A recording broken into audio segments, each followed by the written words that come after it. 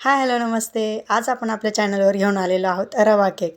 तेही अगदी युनिक फ्लेवरमध्ये. रवा केक आहे पण गुलाबजाम फ्लेवरमध्ये आपण हा केक पाहिलेला आहे. तर दिसायला जेवढा सुंदर दिसतो तेवढाच खायलाही अगदी छान रसरशीत आणि परफेक्ट अशी गुलाबजाम फ्लेवरची आपल्याला इथे टेस्ट येणार आहे. त्यामुळे रेसिपी अगदी छान परफेक्ट अशी पाहिलेली आहे. अगदी स्पॉन्जी असा तयार होणारा अगदी घरातल्या साहित्यामध्ये आणि कमीत कमी बजेटमध्ये आपण हा केक पाहिलेला आहे. तर घरातल्या साहित्यामध्ये पाहतोय त्यामुळे मी वाटी देखील घरातलीच घेतलेली आहे. मेजरिंग कप इथे वापरलेले नाही. तर प्रत्येकाच्या घरामध्ये वाट्या ह्या असतातच आणि अगदी मीडियम साईजची आपण इथे वाटी घेतलेली आहे. नॉर्मली पाहाल तर 1 ग्लासाच्या प्रमाणामध्ये ही वाटी आहे. तर मी इथे बारीक रवा घेतलेला आहे 1 वाटी भरून. त्यानंतर आपण इथे अर्धी वाटी असं घट्ट दही घेतलेलं आहे. दही थोडंसं पातळ असेल तर दुधाचं प्रमाण थोडंफार कमी जास्त लागू शकतं. त्यानंतर आपण त्याच वाटीचा चौथा भाग आपण इथे तेल घेतलेला आहे.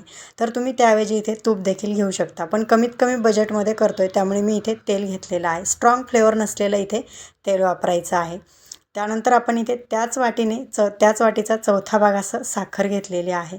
तर आपण इथे साखर अगदी कमी यूज केलेली आहे. गुलाबजाम फ्लेवर म्हटलं की त्यामध्ये पाक वगैरे हा आलाच. पण आपण इथे चाशणी वगैरे बनवणार नाही. फक्त पाक बनवणार आहोत. तर आपण हा साखर देखील यामध्ये टाकून घेऊ. खूप जास्त भांडी न करता आपण हा केकचा व्हिडिओ पूर्ण पाहिलेला आहे. त्यानंतर आपण इथे त्याच वाटीचा चौथा भाग आपण इथे दुधावरची साय घेतलेली आहे. तुमच्याकडे अगदीच मिल्क पावडर असेल तर ती देखील तुम्ही इथे चौथा भाग घेऊ शकता. त्याने देखील अगदी छान असा फ्लेवर येतो. पण प्रत्येकाकडे असतीच असं नाही म्हणून मी इथे घरातली दुधावरची साय यूज केलेली आहे. तर ती देखील आपण इथे यूज करून घेऊया. त्यानंतर मी इथे अगदी 3 ते 4 केसर टाकलेले आहे. पूर्णपणे ऑप्शनल आहे. असली तर टाका, नाहीतर अजिबात नाही टाकली तरीही चालेल. त्यानंतर मी इथे 4 असे विलायची घेतलेली आहे. त्याचे छान असे दाणे काढून घेऊया आणि ती इथे ॲड करून घेऊया. त्यानंतर मी इथे व्हॅनिला इसेन्स घेतलेला आहे. अगदी 7 ते 8 थेंब आपण इसेन्स टाकून घेऊया. पूर्णपणे ऑप्शनल आहे. नसलं तर काहीच हरकत नाही. त्याऐवजी तुम्ही इथे विलायची 7 ते 8 असं वापरायचे आहेत. खूप जास्त नाही, 7 ते 8 विलायची वापरली तरी अगदी परफेक्ट असा फ्लेवर येणार आहे. आपण हे सर्व जिन्नस छान असं मिक्स करून घेऊया. त्यानंतर हे थोडंसं मिक्स केल्यानंतर आपण इथे पाऊण वाटी दूध घेतलेलं आहे. तर दूध इथं तुमचं दही किती घट्ट किंवा पातळ आहे त्यावर दुधाचं प्रमाण तुम्हाला इथे कमी जास्त लागू शकतं.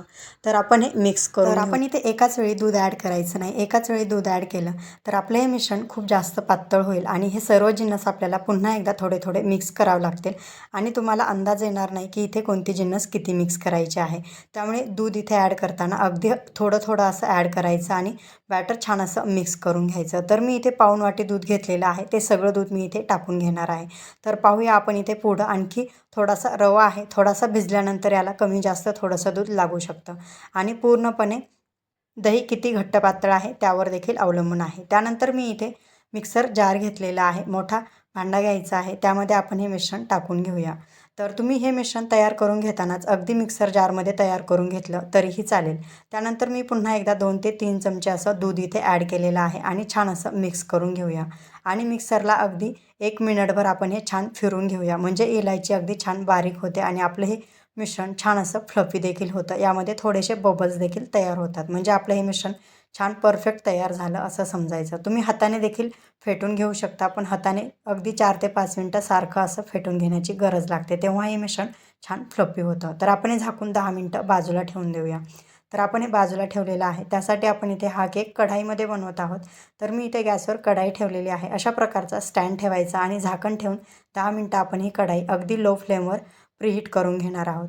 तर 10 मिनटामध्ये कढाई छान अशी प्रीहीट होत आहे. तोपर्यंत आपण इथे टीन घेऊया. तर अशा प्रकारचा टीन जर तुमच्याकडे नसला तर अगदी ॲल्युमिनियमच्या पातेल्यामध्ये देखील तुम्ही हा केक बनवून घेऊ शकता. त्याला मी छान असं तेल लावून घेतलेलं आहे. 2 ते 2.5 चमचे गव्हाचं पीठ टाकून घेतलेलं आहे. अगदीच मैदा घेतला तरीही चालेल.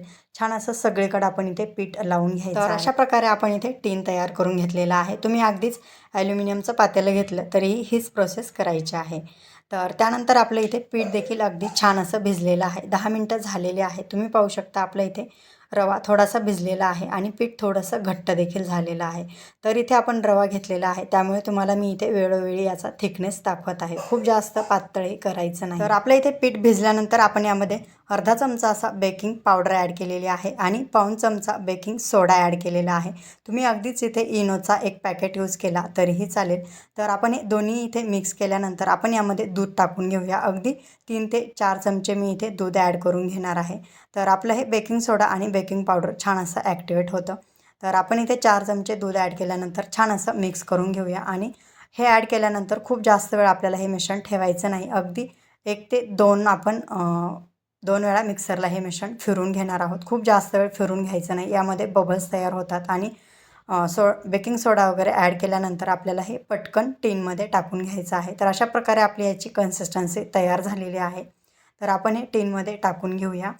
तर मी इथे टिनमध्ये टाकताना देखील तुम्हाला इथे कन्सिस्टन्सी दाखवत आहे। अशा प्रकारे रनिंग कन्सिस्टन्सीमध्ये आपलं इथे पीठ तयार झालेलं आहे आणि हे 2 ते 3 वेळा टॅप टॅप करून घ्यायचं, म्हणजे यामध्ये बबल्स निघून जातात।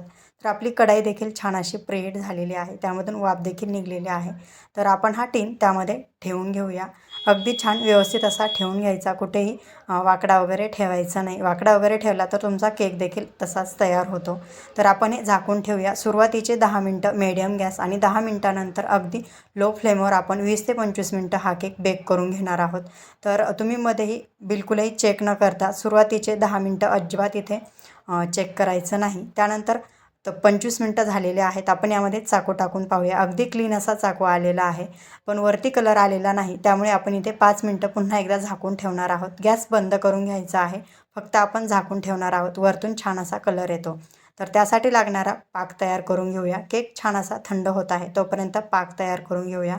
तर मी इथे त्याच वाटीचा चौथा भाग असं पाणी घेतलेलं आहे आणि चौथा भाग आपण इथे साखर घेतलेली आहे। समप्रमाणात दोन्ही घ्यायचं आहे आणि अगदी मीडियम टू लो फ्लेमवर आपण ही साखर विरघळून घेऊया। खूप जास्त फुल जर फ्लेम केली तर पाणी पटकन जळून जाईल आणि तुम्हाला पाहिजे तेवढं सिरप इथे तयार होणार नाही। त्यामुळे अगदी लो टू मीडियम फ्लेमवर आपण इथे साखर विरघळून घेऊया। तर साखर विरघळल्यानंतर छान असं मिश्रणाला उकळी आल्यानंतर 2 ते 3 मिनटं आपण हे मिश्रण उकळून घेणार आहोत। तर तुम्हाला किती गोड आवडतं त्यानुसार तुम्ही इथे हे सिरप तयार करून घेऊ शकता। अगदीच अर्धी वाटी पाणी आणि अर्धी वाटी साखर घेऊन हे सिरप तुम्ही तयार केलं तरीही चालेल, अगदी तुम्हाला गोड आवडत असेल तर, किंवा मग अगदीच रसरशीत असा तुम्हाला इथे केक आवडत असेल तर तुम्ही थोडंफार याचं प्रमाण जास्तही करू शकता, पण पाणी आणि साखर समप्रमाणात घ्यायचं आहे। तर केक आपला इथे छान थंड झालेला आहे। केक थंड झाला की साईडने चाकू टाकून घ्यायचा आणि केक डिमोल्ड करून घ्यायचा। तर अशाच प्रकारे आपण आईस केक देखील आपल्या चॅनलवर अपलोड केलेले आहेत, ते देखील तुम्ही जाऊन पाहू शकता। खूप छान बिगनर्ससाठी आपण खूप साऱ्या टिप्स सहित आपण केकच्या रेसिपीज पाहिलेल्या आहेत। तर आपला इथे केक छान असा डिमोल्ड झालेला आहे आणि छान स्पंजी देखील झालेला आहे। तर तुम्ही पाहू शकता आपला टिन देखील इथे क्लीन असा निघलेला आहे आणि हे मिश्रण अगदी छान थंड झालेलं आहे। तर आपण हे केकवरती टाकून घेऊया। तर अशाच प्रकारे थोडं थोडं मिश्रण टाकून घ्यायचं। पटकन असा केक सोक होत नसेल तर अगदी 10-10 मिनिटांनी हे मिश्रण टाकून घ्यायचं, म्हणजे केक अगदी छान सोक होतो। तर इथे आपण हे मिश्रण टाकून घेतल्यानंतर कमीत कमी 4 ते 5 तास आपल्याला हा केक बाजूला ठेवून द्यायचा आहे, म्हणजे छान असा परफेक्ट फ्लेवर आपल्या या केकचा येतो। तर मी इथे हे सिरप टाकून घेतल्यानंतर केक अगदी ओव्हरनाईट असा बाजूला ठेवून दिलेला आहे। तर अशाच प्रकारे आपण खूप साऱ्या टिप्स सहित आपला हा व्हिडिओ पाहिलेला आहे। तुम्ही आपला हा व्हिडिओ इथपर्यंत पाहिला म्हणजे नक्कीच आवडला असेल आणि हो, आपल्या चॅनलवर भरपूर सारे केकचे व्हिडिओज आहेत, तर ते देखील नक्की चेकआउट करा। तर दुसऱ्या दिवशी तुम्ही पाहू शकता मी हा केक टिनमध्ये जसा डिमोल्ड केला तसाच ठेवलेला आहे। तर वरचा भाग थोडासा फ्रीजमध्ये ठेवल्यामुळे चिकटलेला आहे, तर अशा प्रकारे तो वरती निघलेला आहे। तर आपण हा कट करून घेऊया। तर तुम्ही पाहू शकता अगदी छान चाकूला कुठेही केक न लागता अगदी परफेक्ट असा कट होत आहे। तुम्ही तुमच्या आवडीनुसार इथे केक कट करून घेऊ शकता। तर अशा प्रकारे आपण इथे केक कट करून घेतलेला आहे। तर तुम्हाला आपला हा रवा फ्लेवरमध्ये, रवा प्लस गुलाबजाम फ्लेवरमध्ये केकचा व्हिडिओ कसा वाटला तर पाहू शकता अगदी कट केल्यानंतर देखील अगदी छान असा केक आपला इथे स्पंजी असा तयार झालेला आहे। तर तुम्हाला आपला हा पूर्ण व्हिडिओ कसा वाटला ते कमेंट करून नक्की सांगा आणि हो, व्हिडिओ आवडला असेल तर व्हिडिओला लाईक आणि चॅनलला सबस्क्राईब करायला विसरू नका। व्हिडिओ पूर्ण पाहिल्याबद्दल धन्यवाद आणि अशाच नवनवीन व्हिडिओचे अपडेट मिळवण्यासाठी आपल्या चॅनलला सबस्क्राईब करा आणि हो, सोबतच बेल आयकॉन देखील क्लिक करा, म्हणजे अशाच नवनवीन व्हिडिओचे अपडेट तुम्हाला मिळत राहतील। आणि अशाच कोणत्या प्रकारचे, कोणत्या फ्लेवरमध्ये तुम्हाला केक पाहायला आवडतील ते देखील कमेंट करून नक्की सांगा।